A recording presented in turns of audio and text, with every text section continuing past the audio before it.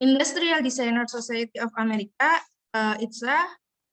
IDSA, mendefinisikan desain industri sebagai layanan profesional untuk menciptakan dan mengembangkan konsep dan spesifikasi yang mengoptimalkan fungsi, nilai, dan tampilan produk dan sistem untuk saling menguntungkan baik untuk pengguna maupun pabrikan.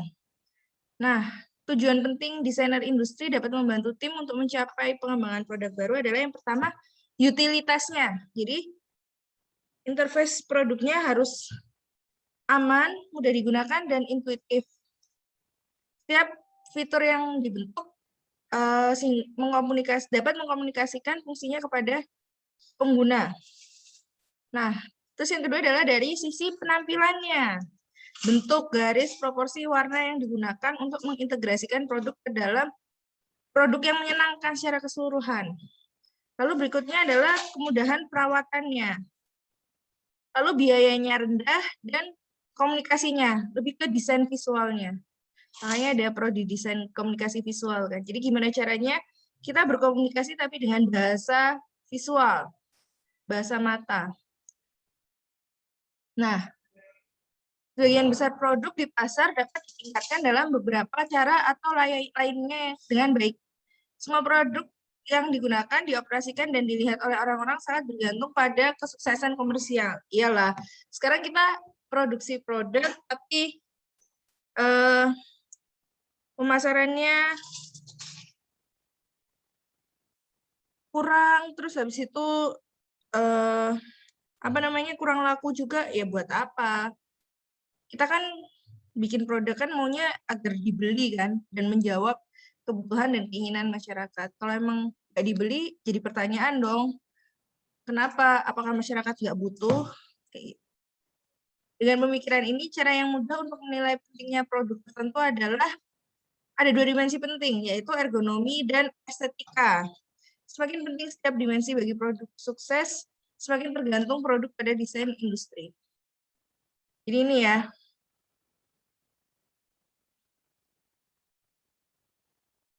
Yang sumbu X adalah pengeluaran untuk desain industri.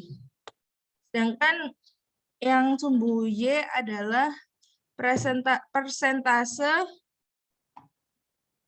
budget yang digunakan untuk desain industri. Contohnya kayak handheld medical instrument.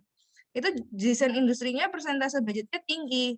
Kenapa? Baik lagi, dia itu utilitasnya harus tinggi. Kemudahan penggunaan, kemudahan perawatannya juga harus tinggi. User interface-nya itu juga harus bagus. Jangan sampai malah menyulitkan orang yang mau pakai. Karena ini kan instrumen kesehatan kan, barang-barang medis.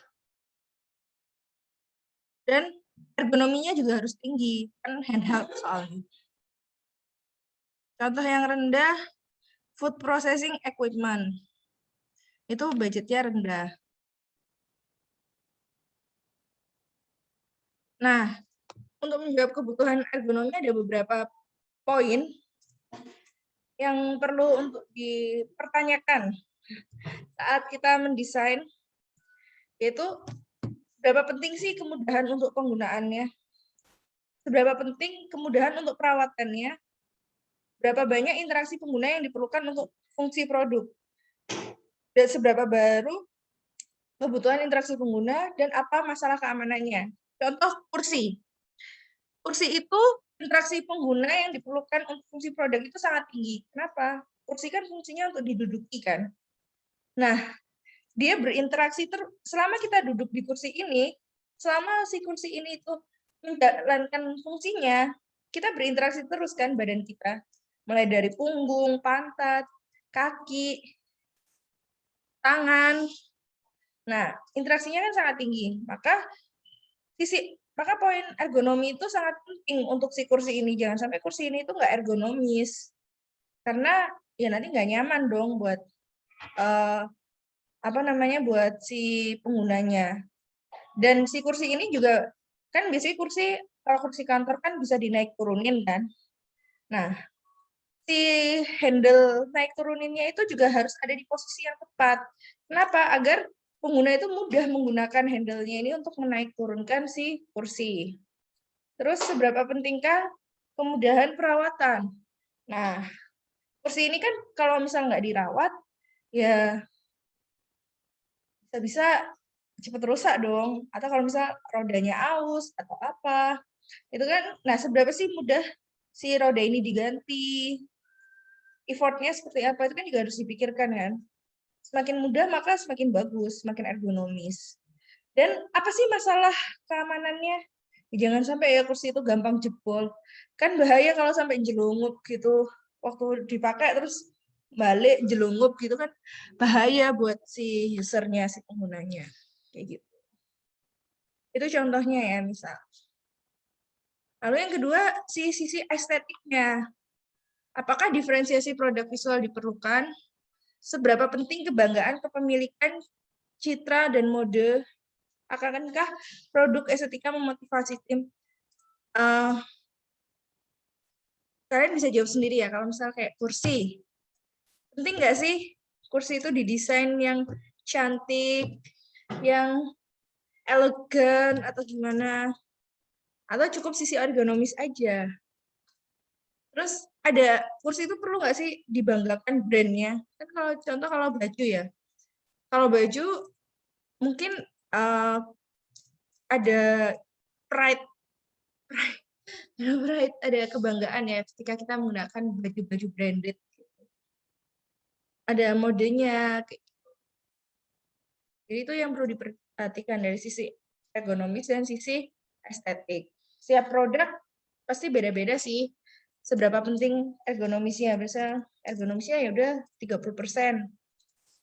Yang penting estetiknya 70%. Tapi ada produk yang kayak kursi gitu, yang menurut saya ergonomisnya mungkin 80-90%. Estetiknya ya sisanya. Kenapa? Kursi itu yang penting nyaman, ergonomis, benar-benar ngikutin bentuk tubuh. Karena kalau sampai kursi itu nggak nyaman, nggak ngikutin bentuk tubuh kan punggung sakit ya habis itu. Kan jadi nggak enak, walaupun sebagus apapun tuh bentuk kursinya. Nah, ini kan bisa dilihat ya, kemudahan penggunaannya dari level low sampai high, kemudahan perawatannya, quantity interaksi penggunanya, novelty, safety, estetiknya, kayak gitu. Ini contohnya ponsel sih, ponsel Motorola.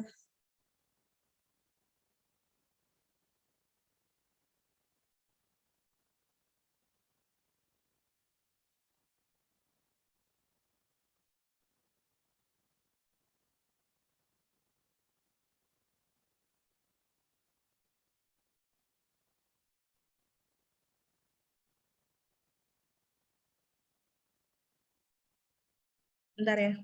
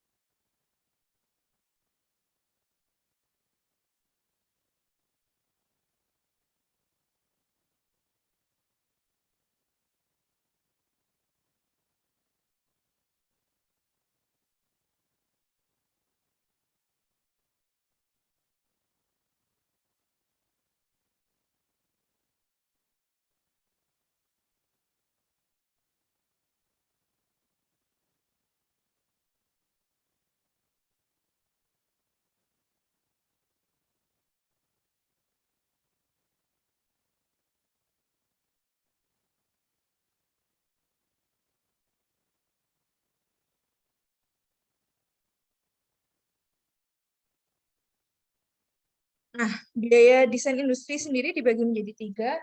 Ada biaya langsung, biaya produksi, dan biaya waktu. Biaya langsung adalah biaya layanan desain industri. Kuantitas ini ditentukan oleh nomor dan jenis desainer yang digunakan, durasi proyek, dan jumlah model yang dibutuhkan, ditambah biaya material dan biaya terkait lainnya. Tambahan biaya termasuk biaya untuk model, foto, dan biaya lainnya. Biaya langsung ini adalah biaya sebenarnya dari internal layanan desain perusahaan umumnya. Lalu ada biaya produksi. Ini biaya yang dikeluarkan untuk mengimplementasikan detail produk yang dibuat melalui desain industri. Lebih ke biaya untuk membuat prototipe ya. Lalu biaya waktu adalah penalti yang terkait dengan perpanjangan waktu tunggu. Mungkin kan sebagai desainer berupaya untuk menyempurnakan sisi ergonomi atau estetikanya ya. Sehingga membutuhkan waktu untuk iterasi atau membuat prototipe. Nah, bisa jadi ini mengakibatkan keterlambatan dalam pengenalan produk yang kemungkinan akan menimbulkan biaya ekonomi. Idle time kalau kalian ingat ya. Nah,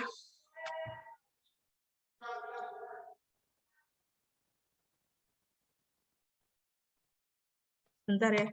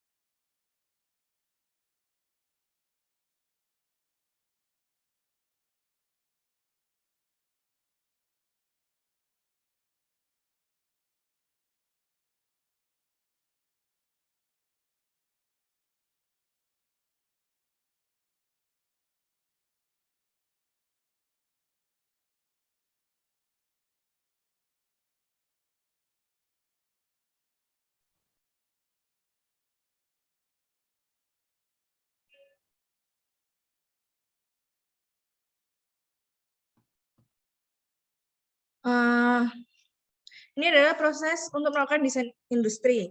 Ya, yang pertama, di mana-mana kalau mau membuat produk, desain produk baru, pasti kita harus tahu dong customer needs-nya, VOC-nya. Itu udah paling kunci lah. Kalau misalnya kita nggak tahu customer need-nya, ya terus kita bikin produk buat siapa?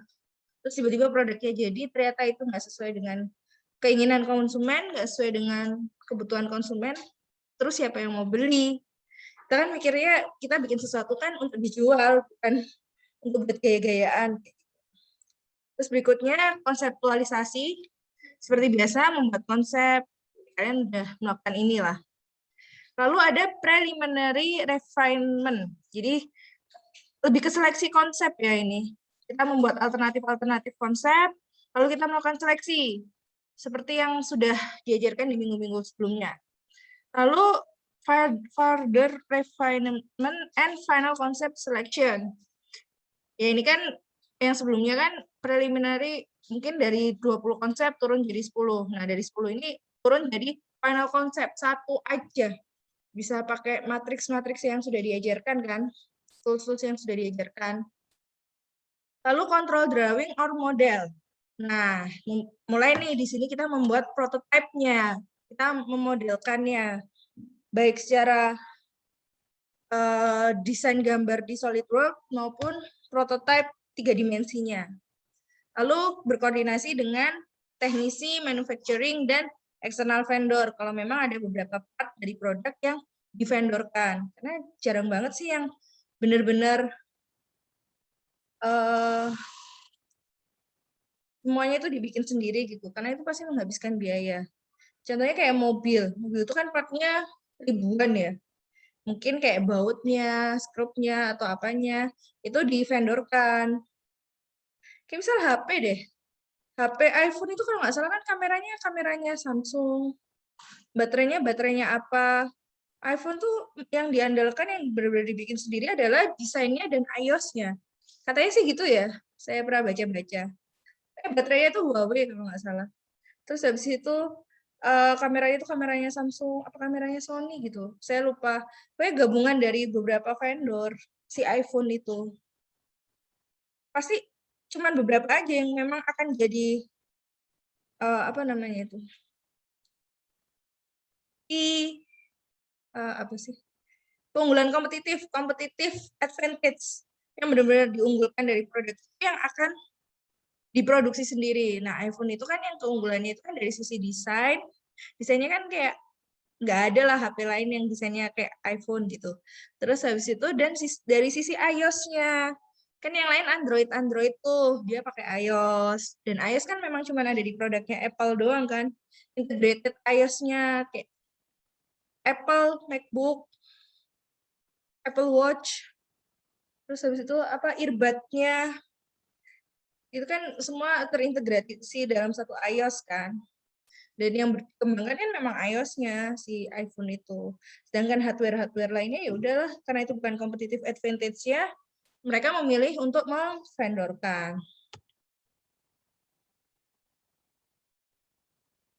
Nah, jenis produk sendiri dibagi dua, ada teknologi driven product dan user driven product. Nah, kalau teknologi driven product ini produk yang manfaat intinya itu ada di teknologinya atau kemampuannya untuk mencapai tujuan teknis tertentu. Contohnya kayak hard disk. Konsumen kemungkinan besar akan membeli produk tersebut bukan karena hard disknya bentuknya lucu, bagus gitu, imut misal. Tapi ya karena hard disk, kemampuan hard disknya kayak kuota, kapasitasnya berapa giga, terus habis itu kecepatan runningnya berapa, kayak gitu. Jadi di tim pengembangan produk yang perlu digerakkan adalah teknologi, teknisi, dan persyaratan teknis lainnya. Dan desain industrinya lebih ke bentuk pengemasannya agar lebih compact gitu ya. Kalau hard disk kan ya yang penting enteng, compact kayak gitu. Dan yang kedua adalah user driven.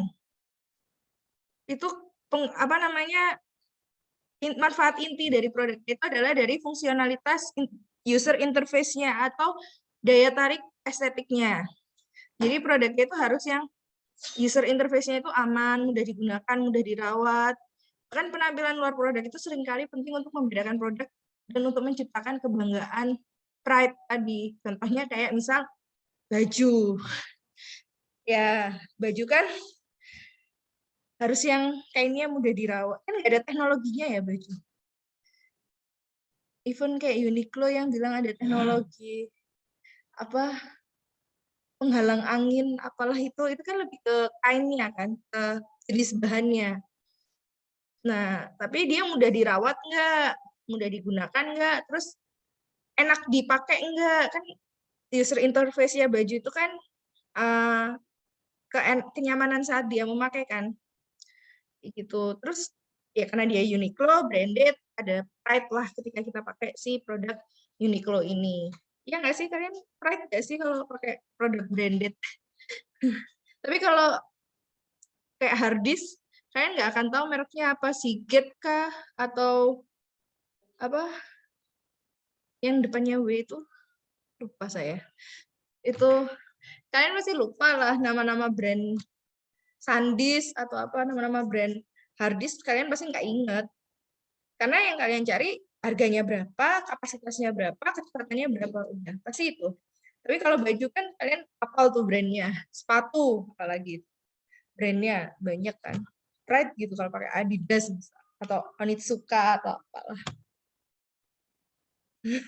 Iya, Onitsuka tuh nggak pernah diskon ya. Saya nungguin Onitsuka di bawah sejuta nggak pernah. Nah, ini contoh-contohnya ya, yang kayak superkomputer, hard disk, desktop komputer kan teknologi driven ya. Kalian beli komputer ya nggak lihat modelnya lah. PC ya ini lebih tepatnya. Desktop komputer nggak lihat lah modelnya kayak apa. CPU-nya ya kotak, kalian nggak akan cari CPU bundar kan. Tapi beda sama mobile phone. Kalau mobile phone kan di tengah-tengah antara teknologi dan user driven. Kalian tetap mempertimbangkan desain, tampilan, tapi kalian juga mempertimbangkan fiturnya. Nah, kalau kayak coffee maker, office chair, itu kan lebih ke user driven. Nah, ini perbedaannya lagi antara teknologi driven dan user driven. ID itu industrial design ya, desain industri.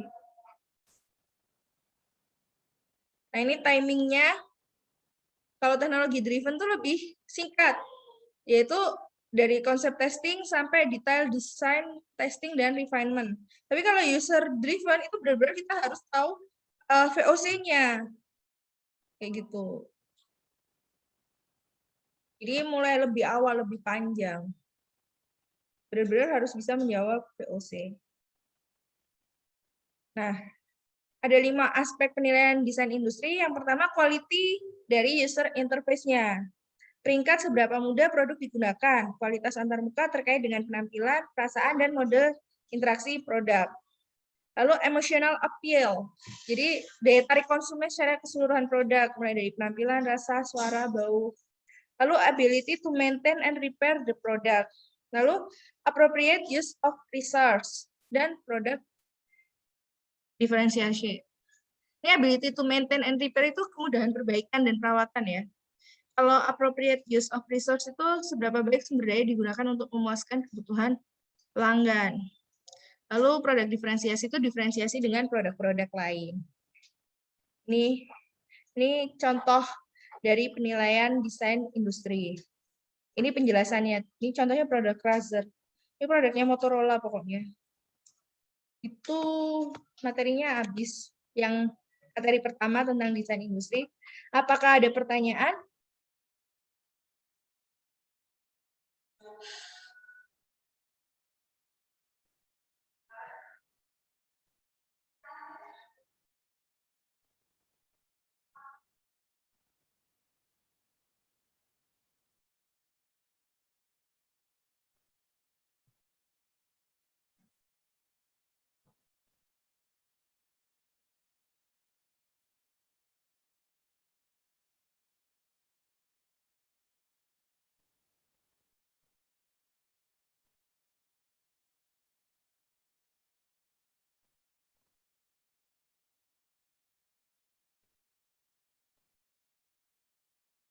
Aman, Bu? Tidak, Bu.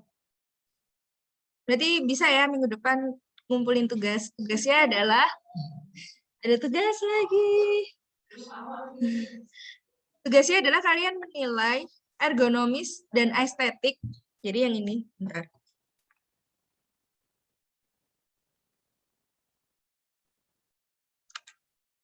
Kok hilang? Bentar ya. Nah ini, sisi ergonomis sampai estetik,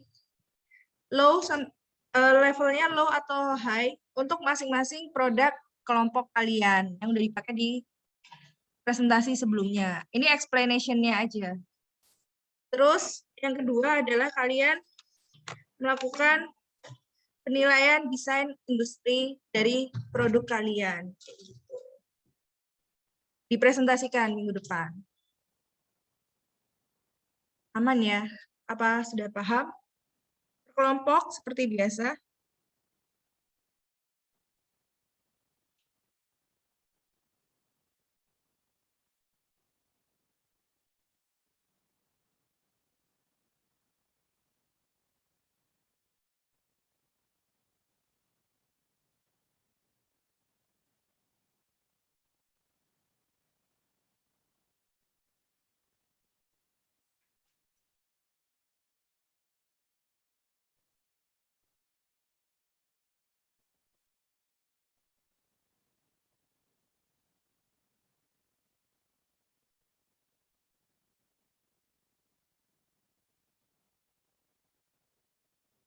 Ini produk yang kelompokan kan, Bu? Iya, produk yang kalian pilih di kelompok kalian.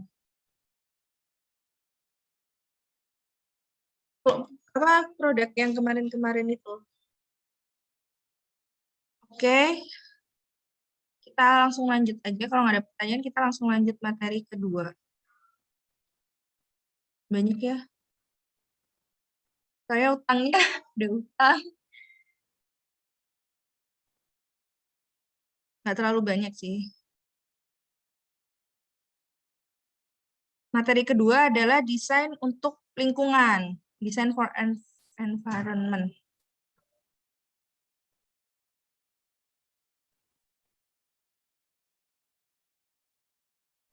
Nah, setiap produk yang kalian buat pasti punya dampak lingkungan.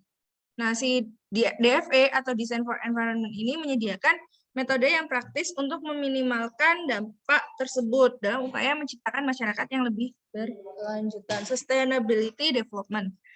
Nah, praktisi DFE juga menemukan bahwa praktik DFE yang efektif dapat mempertahankan atau meningkatkan kualitas produk dan biaya sambil mengurangi dampak lingkungan. Dampak lingkungan tuh bisa dari konsumsi energi, sumber daya alam, pembuangan cairan atau limbah cair, emisi gas, dan timbulan limbah padat.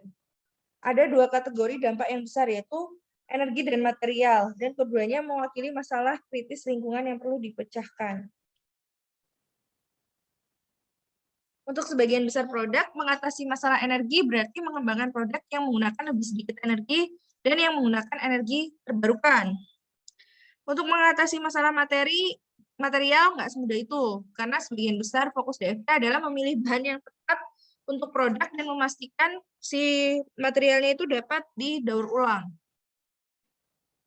Bukan yang sekali pakai ya. Selama tahap awal proses pengembangan produk, keputusan yang disengaja tentang penggunaan material, efisiensi energi, dan penghindaran limbah dapat meminimalkan atau menghilangkan dampak lingkungan. DFE dapat melibatkan kegiatan di seluruh proses pengembangan produk dan membutuhkan pendekatan interdisiplin. Ini ya, life cycle, ada produk industrial life cycle dan natural biological life cycle.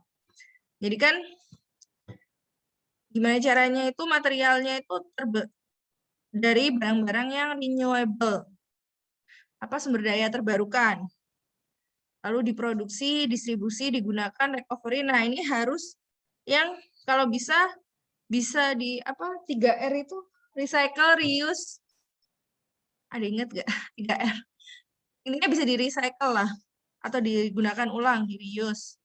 Kayak gitu. Karena kalau misalnya ini, misal dia produk yang material yang toksik, inorganik kayak plastik, itu kan nggak bisa di reuse, reduce, recycle. Iya benar, 3R. Nah, kalau barang-barang yang material yang inorganik, toksik, itu kan nggak bisa di recycle kan. Tapi kalau plastik ada beberapa jenis yang polimer yang dia bisa di reuse, digunakan lagi. Kayak misal kalau botol aqua mungkin nggak bisa ya. Kalau nggak salah kan dia kodenya 1 ya, nggak bisa. Tapi kalau kayak Tupperware itu plastik tapi kodenya 5, jadi bisa digunakan lagi. Gitu. Jenis-jenis polimernya kan juga walaupun dia barangnya inorganik, tapi kan dia bisa digunakan ulang. Pasti kalian tahulah isu-isu lingkungan kayak misal kura-kura penyu makan plastik, bukan plastik di perutnya hiu atau perutnya paus. Terus kalian pernah lah lihat film-film dokumenter seperti itu. Kayak di Nat Geo gitu loh. Nah, tantangan desain produk untuk mencapai sustainability, yaitu berusaha untuk tidak menggunakan sumber daya alam yang nggak bisa diperbarui. Ya, jadi gimana caranya mengurangi konsumsi energi, kayak minyak hasil tambang itu kan nggak bisa diperbarui kan. Lalu menghilangkan pembuangan bahan sintetis dan anorganik yang tidak cepat lapuk. Lalu menghilangkan penciptaan limbah beracun yang bukan merupakan bagian dari siklus hidup alami. Nah, ini dampak-dampak lingkungan. Ada pemanasan global. Ya, kalian tahu lah ya, efek rumah kaca dan lain sebagainya. Yang katanya berkurang selama COVID karena beberapa negara dan beberapa daerah itu melakukan lockdown, sehingga kendaraan nggak banyak berlalu lalang. Tapi kayaknya itu nggak terjadi di atas langit Indonesia. Lalu penipisan sumber daya, limbah padat, pencemaran air. Oh, ini isu-isu di Indonesia semua ya. Polusi udara, oh iya ini jelas. Apalagi kalau kalian ke Jakarta, indeks polusi udaranya udah berapa itu? Di Surabaya aja indeks polusi udaranya udah tinggi, padahal nggak setinggi Jakarta. Lalu degradasi lahan, nah kalian udah tahu kan, penggundulan hutan dan lain sebagainya. Keanekaragaman hayati, ya sudah berapa banyak spesies-spesies tumbuhan dan hewan yang punah di Indonesia. Penipisan ozon ini efek dari efek rumah kaca dari pemanasan global. Lalu bahan kimia, pembongkaran, ini DFE, sorry.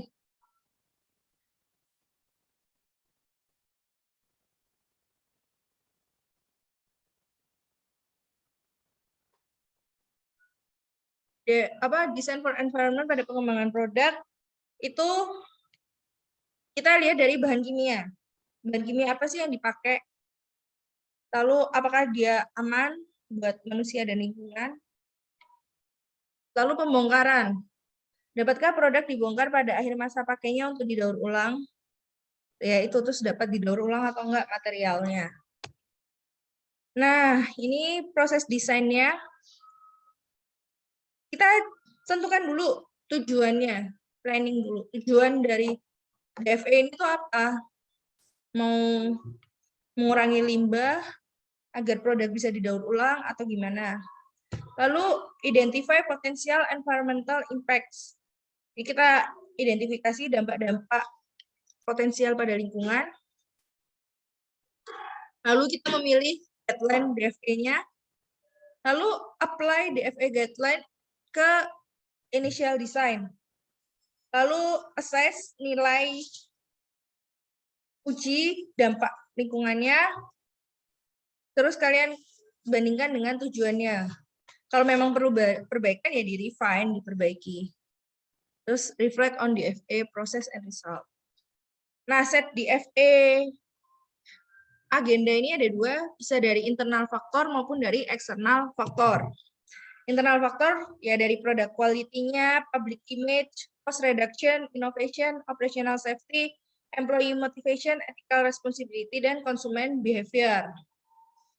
Jadi gimana caranya si DFE ini bukannya menurunkan produk quality, tapi malah menaikkan produk quality.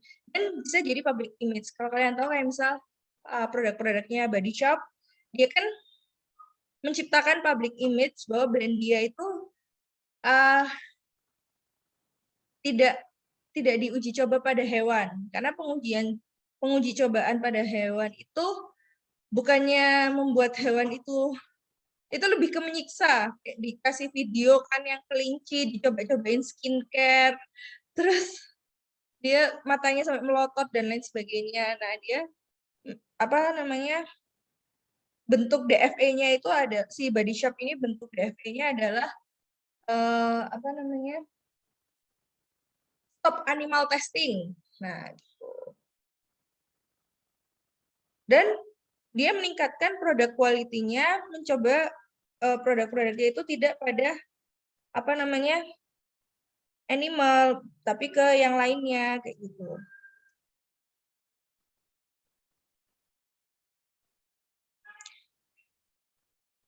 Lalu ini eksternal faktor.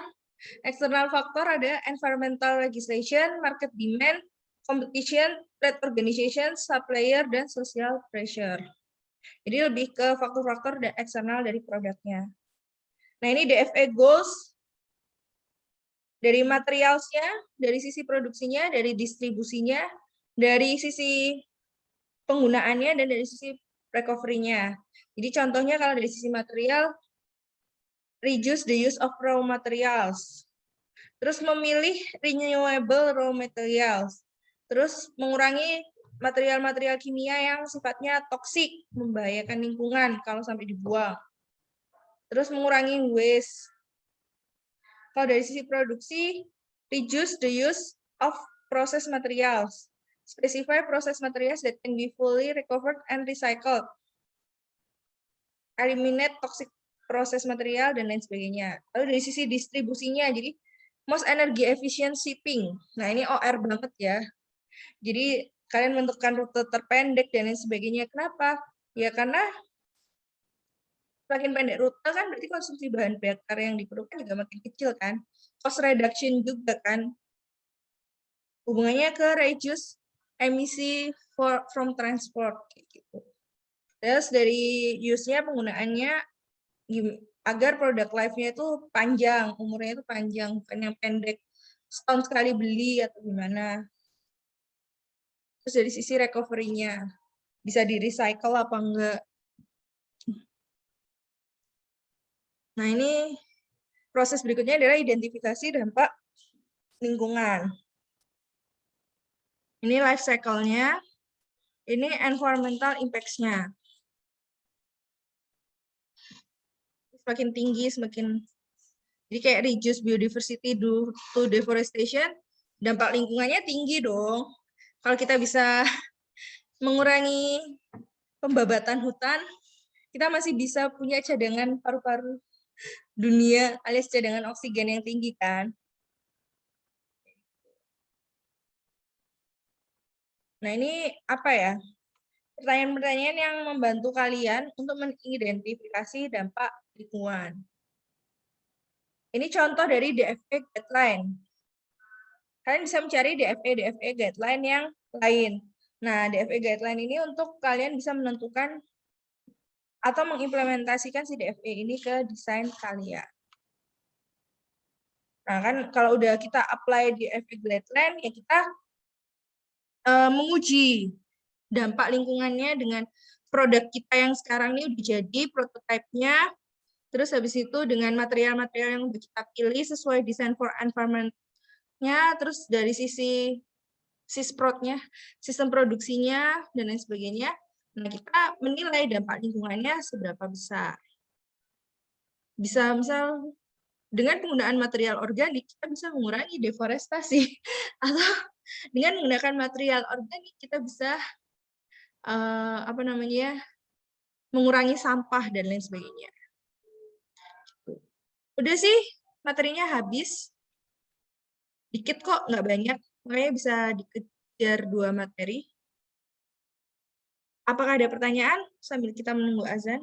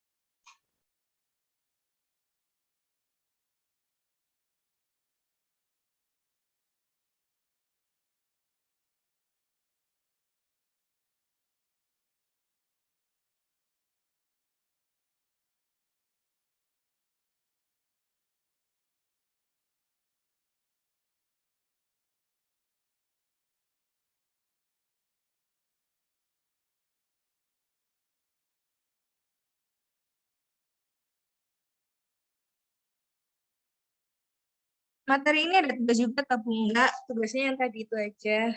2 aja, nanti banyak-banyak kalian mabuk. Yang apa namanya tadi?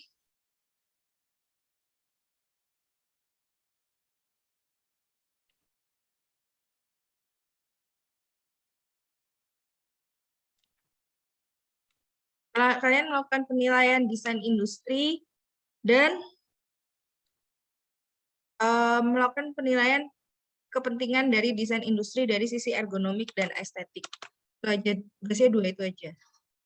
Jadi melakukan penilaian dari sisi ergonomi estetik, kepentingannya, dan penilaian dari desain industrinya. Ada pertanyaan lagi? Sambil saya absen. Ntar saya buka Iglesias dulu.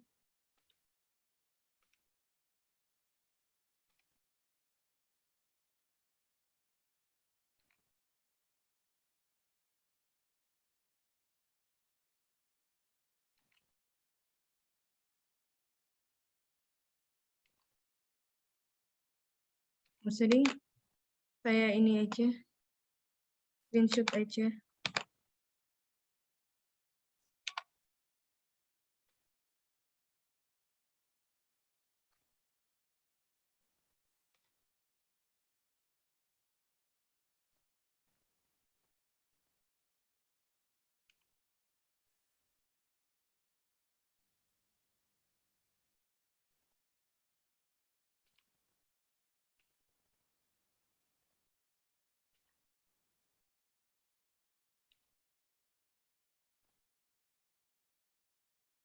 Oke, udah saya screenshot, tinggal saya rekap di absen. Apa ada pertanyaan? Tidak ada, Pak. Oke, kalau nggak ada pertanyaan, hari ini segini aja. Materinya kita ketemu lagi berarti minggu depan. Oh ya, berarti tugasnya dikumpulkan tanggal 23 jam 23.59 ya. Tugasnya dikumpulkan tanggal 23 jam 23.59. Dipresentasikan di hari Kamis tanggal 24. Oke, kalau ada pertanyaan, sekian untuk materi hari ini. Mohon maaf atas keterlambatannya. Terima kasih atas partisipasinya. Sampai ketemu minggu depan di jam yang sama. Tetap jaga kesehatan dan jaga semangatnya. Assalamualaikum warahmatullahi wabarakatuh. Sampai ketemu lagi.